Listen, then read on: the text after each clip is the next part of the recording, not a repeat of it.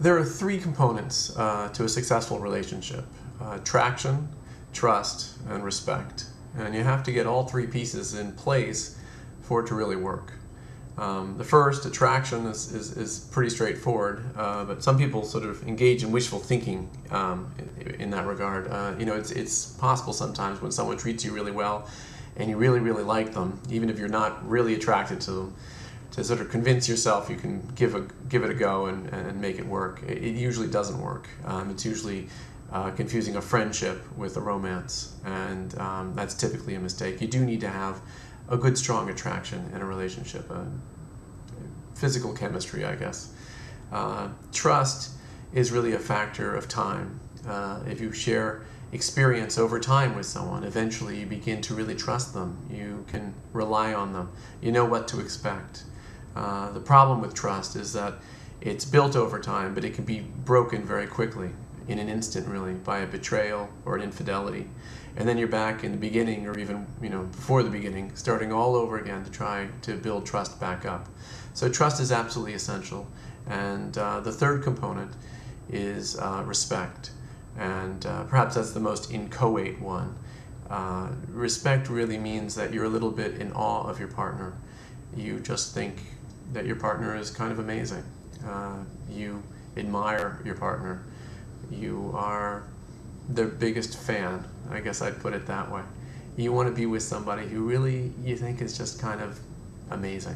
Somebody that you could be fascinated with for the foreseeable future. One trick to relationships is that they shouldn't be that hard. I work with couples all the time, and I sometimes just want to say to them, this is probably more work than it's worth, because it shouldn't be such a struggle.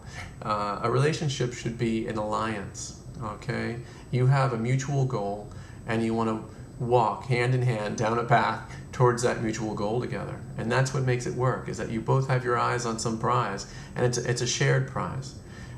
If the alliance breaks down and opposition forms, and you start to be in opposition, that's going to lead to struggles and fighting, and you can negotiate, but if your relationship is starting to look like the Palestinians and the Israelis, it's probably more work than it's worth. It might make sense to find somebody where you have an easier alliance that forms, and you have those strong shared goals together. Now, if you're clinging to somebody and things aren't in place, you haven't got the attraction, the trust, the respect, and it does seem like a struggle.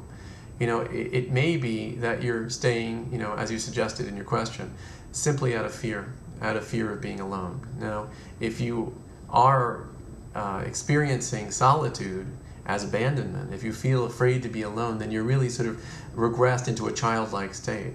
And hopefully you can pull yourself out of that into a more adult state where you can understand that being alone is not so terrifying. In fact, you have to really master being alone with yourself before you'll ever be successful in a relationship.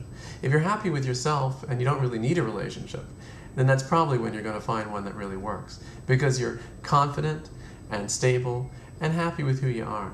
And we all want to meet somebody, right, who's confident and stable and happy with who they are. And that's most likely going to be the partner who's going to work for you.